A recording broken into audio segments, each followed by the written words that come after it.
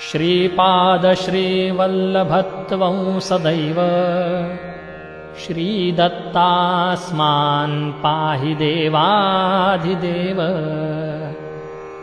भावग्राह्यक्लेशहारिन् सुकीर्ते घोरात् कष्टात् उद्धरास्मान् नमस्ते। त्वन्नो माता त्वं पिता त्वं दीपस्त्वं त्राता योगक्षेमकृत्सद्गुरुस्त्वं।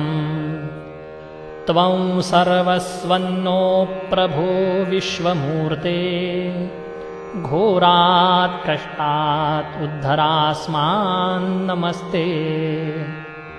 पापं तापं व्याधिमाधिं च दैन्यं भीतिं क्लेशं त्वं हराशु त्वदन्यम्।